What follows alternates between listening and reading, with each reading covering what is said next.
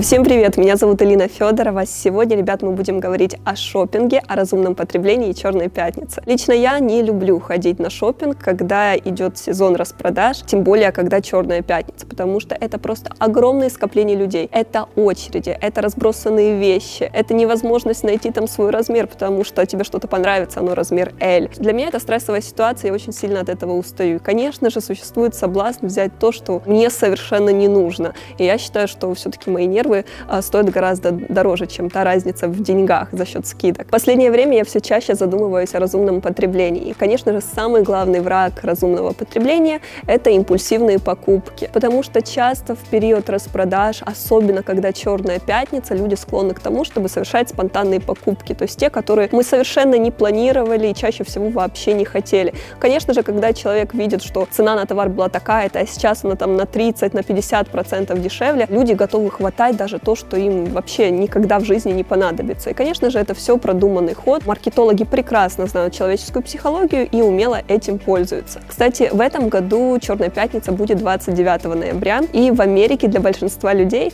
этот день является официальным выходным, как и предшествующий ему праздник День Благодарения. Так вот, в этот день магазины некоторые открываются даже в 5 утра, а крупные сетевые магазины открываются даже в полночь. В прошлом году примерно 164 миллиона людей планировали совершить покупки в течение 5 дней, начиная от Дня Благодарения, заканчивая киберпонедельником. Наверняка каждый из вас видел видеоролики с Черной пятницы, и, скорее всего, это было из магазина Walmart, Best Buy, Target, потому что именно там люди охотятся за электроникой. Но в других магазинах, конечно же, несмотря на огромные толпы, но там не настолько все плохо. В прошлом году в Америке Черная пятница принесла примерно 6 миллиардов долларов онлайн-продаж, и это где-то на 24% больше, чем в предыдущем году. Можете представить себе эти цифры, сколько мы покупаем товаров. И при этом нам кажется, что вот новые покупки, какие-то приобретения, обновки, они сделают нашу жизнь лучше, это нас каким-то образом осчастливит, но нет. Радость обычно от покупок проходит очень быстро, мы просто не успеваем носить эту одежду, обувь, использовать эти товары, то есть это просто у нас пылится, и на этом все. И многочисленные исследования ученых показали действительно, что новые покупки совершенно никак не влияют на наше счастье. Существует такая теория, что людям не нужно больше 100 вещей. И однажды один американец, Дэйв Бруно, провел такой эксперимент. То есть в течение 1 года он имел только 100 вещей в своем распоряжении. От всех остальных он избавился. То есть он их там продавал, раздавал, выбрасывал. Также, если, допустим, ему каким-то образом попадалась новая вещь, кто-то ему что-то подарил, правило было такое. То есть в течение 7 дней он должен был избавиться от какой-то другой вещи, старой. Также это не распространялось на вещи, которыми пользовалась вся семья. То есть мы сейчас говорим только о личных вещах. Если это был какой-то диван, телевизор, это было не в счет. Безусловно, для многих это покажется слишком жестко, особенно для девушек, но суть этого эксперимента в том, чтобы просто задуматься о том, насколько действительно нам нужны те вещи, которые мы покупаем, которые у нас где-то пылятся дома, на полках, в шкафах. И на самом деле это очень крутая концепция. Когда-то я смотрела фильм очень забавный, комедия, он называется «100 вещей и ничего лишнего». Этот фильм о 2 парнях, они были друзьями, и они буквально были в 2 шагах от богатства. Но в один момент так получилось, что они поспорили о том, что они никак не зависят от вещей. Я больше не могу. Этот день никогда не кончится. Сейчас без 8:45. И, в общем, что из этого вышло, вы можете посмотреть этот фильм и узнаете. Так вот, ребят, напишите в комментариях, получился ли бы у вас такой эксперимент действительно в течение 1 года иметь в своем распоряжении только 100 вещей. Индустрия моды наносит реальный вред окружающей среде. По данным за 2016 год в мире производится около 100 миллиардов новых товаров, и при этом 60% из них оказывается в мусорке уже в этот же год. Представьте, какие цифры. Также в ходе одного исследования было выяснено, что на индустрию моды приходится около 8% от общего количества выбросов углекислого газа в мире. Также все топовые бренды, они выбрасывают свои коллекции, которые не продаются, и это просто тонны товаров, тонны вещей. Самое ужасное, что нам кажется, что нас это никаким образом не коснется. И мы просто не думаем про следующие поколения, про наших детей, внуков и вообще, что будет происходить с экологией. Ребят, я ни в коем случае не хочу призывать вас совсем ничего не покупать, но тем не менее я дам вам советы, которые помогут вам стать более осознанными, которые помогут вам сэкономить ваши деньги, а также благодаря которым вы сможете помочь нашей планете. Обращайте внимание на экологичные бренды. К счастью, сейчас очень много дизайнеров, много брендов брендов одежды, которые пытаются каким-то образом повлиять на ситуацию, каким-то образом ее улучшить. Например, несколько лет назад H&M сделал такую программу, то есть в их магазин можно было принести старые вещи, причем это вещи могли быть как их магазина, так и других брендов, и они потом ее сортировали, что-то шло в секонд-хенд, что-то перерабатывалось, и это очень круто. Также сейчас дизайнеры, бренды тоже являются инициаторами более инновационного подхода к производству одежды. Так, например, некоторые бренды перерабатывают вещи и уже с этой переработки делают свои собственные вещи. Многие бренды отказываются от натуральной кожи, от натурального меха, и это очень круто. Например, так я когда-то даже в магазине Zara купила куртку, на бирке которой было написано, что она сделана из переработанного сырья. Ребят, это действительно очень классно, это начало какого-то прогресса. Безусловно, эти вещи могут стоить немного дороже, потому что они не наносят вред природе, но я думаю, что осознанный потребитель должен это понимать. Вы, как покупатели, тоже не должны бездействовать, потому что даже небольшое изменение своих привычек тоже может повлиять на ситуацию и все-таки снизить тот вред, который наносится индустрией моды. Просто обращайте внимание на то, из чего сделана эта одежда, из каких материалов. А об этом мы поговорим чуть позже. Старайтесь почаще проводить ревизию в своем гардеробе, потому что разумное потребление, оно не ограничивается только осознанным подходом к шопингу. Нужно еще смотреть, что есть в вашем гардеробе, какие вещи окружают вас дома. Конечно же, нужно следить за своими вещами. Если у вас там 10 пар джинсов, вам не нужно покупать еще одни. Поэтому нужно все это перебирать, смотреть, часть вещей отдавать на переработку, часть вещей отдавать в секонд-хенды, на благотворительность. Также нужно смотреть, из каких материалов сделаны ваши вещи. Кстати, самые безопасные для экологии материалы – это органический лен и переработанный хлопок. Нейлона, шерсти и вискозы все-таки лучше избегать. Проверяйте магазины уже в начале недели. Иногда стоит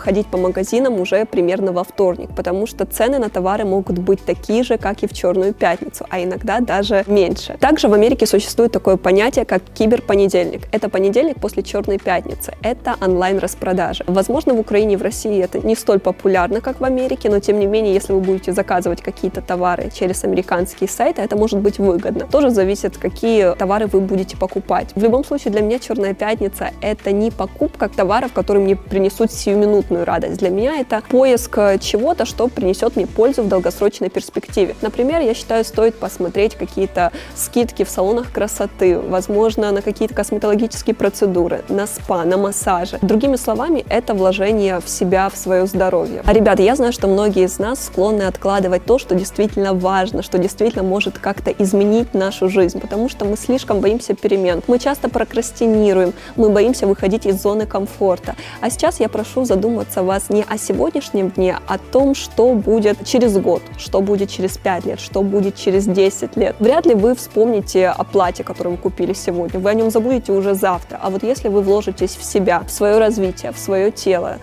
если вы действительно сделаете то, что каким-то образом повлияет на вашу жизнь, действительно это будет важным шагом. И, ребят, я предлагаю вам поучаствовать в таком челлендже и действительно сделать то, что вы очень долгое время откладывали. Самое главное условие, чтобы это принесло вам пользу в долгосрочной перспективе. С целью помочь вам я впервые объявляю акцию на платформе WizPoints. Вы получите годовой доступ к платформе всего за $39.90. Если вы еще не зарегистрировались на платформе, скорее переходите по ссылке под видео и вводите указанный ниже промокод, чтобы получить годовой доступ к платформе по уникальной цене. Сегодня ваш шанс сделать осознанный шаг на пути к новой жизни. Если вы примете это решение, вы точно приведете свое тело в форму, станете чувствовать себя увереннее и увидите, что весь мир вокруг преобразовывается. Решение за вами, что делать: купить очередное платье, либо же инвестировать в себя. Скидка к Черной пятнице на платформе WizPoints будет действовать всего 3 дня. Определите бюджет. Как только вы определите свой бюджет на покупку, вы идете в банкомат, снимаете наличные деньги, а все свои карточки оставляете дома. Таким образом, вы просто минимизируете спонтанные покупки.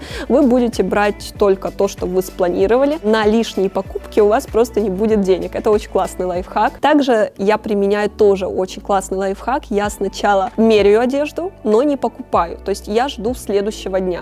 Вот бывает так, что буквально через сутки я уже понимаю, что я не так сильно хочу эту вещь. Если вы на следующий день просыпаетесь с мыслью об этой вещи, что вам все равно ее очень хочется, то, скорее всего, вам она действительно очень сильно понравилась. Что касается денег, у многих людей до сих пор долги на кредитных карточках, когда они расплачивались за товары еще в прошлогоднюю пятницу. Я уверена, что вы не хотите быть одними из них. Кстати, средний долг в американских семьях по кредитным карточкам составляет $140 тысяч. Причем семья это может быть как и один человек, так и несколько человек. В общем, для того, чтобы у вас не было такой ситуации, пользуйтесь моими лайфхаками. Кстати, есть две теории происхождения термина «Черная пятница». Первая версия, якобы этот термин появился в прошлом веке в Филадельфии из-за огромных пробок в пятницу после Дня Благодарения. По второй версии, в американском бухгалтерском отчете обычно убытки обозначаются красным цветом, а прибыль черным цветом. Ну и несложно догадаться, что это один из самых прибыльных дней. Заранее составьте лист того, что вам нужно будет купить. Подумайте, какие события у вас будут в этом году, в следующем году. Возможно, например, у вашей лучшей подружки будет свадьба, и вам в любом случае нужно будет покупать для нее подарок. Поэтому купить этот подарок заранее во время Черной пятницы будет отличной идеей. Также подумайте о праздниках, там рождественские, новогодние праздники, какие подарки вы там должны подарить вашим родственникам, друзьям. Это, мне кажется, такой отличный период, когда вы можете подумать о покупках больше не для себя, а наоборот для других людей. Также, например, если вы все-таки хотите и себе что-то купить, тоже составьте отдельный список, и прежде чем вписывать туда какой-то товар, подумайте хорошо и задайте себе такие вопросы. Почему я хочу купить это? Какую пользу принесет мне этот товар? Есть ли у меня что-то похожее? И с помощью этих вопросов вы честно для себя поймете, действительно вам это нужно, либо же все-таки это такое несущественно важное. Используйте кэшбэки. Кстати, что касается онлайн-шоппинга, я рекомендую сравнивать цены на разных сайтах, потому что цена на один и тот же товар может очень сильно отличаться. Кэшбэки, например, это отличный инструмент того, как можно сэкономить. Это своего рода такие сайты, которые помогают вам экономить на покупках. Кэшбэки — это скидки, которые применяются не перед покупкой, а уже после. Если дословно перевести, это возврат части потраченных денег. Все эти кэшбэки не работают примерно по аналогичному принципу. Вы заходите на сайт кэшбэка, выбираете магазин, смотрите, какой там кэшбэк, то есть проценты там бывают разные. Обычно скидка составляет где-то 3-4%. На праздники это может быть даже 15%. Затем вы выбираете товар, и вам возвращаются деньги какие-то. Я не буду сейчас называть какие-то конкретные кэшбэки, потому что это не реклама, но просто хочу, чтобы вы знали, что это действительно работает. Ребят, спасибо большое за просмотр этого видео. Если оно вам понравилось, ставьте лайк. Также помните о том, что не вещи должны управлять нами и нашими жизнями, а мы сами. Поэтому относитесь к окружающему миру осознанно и, самое главное, начинайте с себя. А мы с вами увидимся в новых видео. Пока!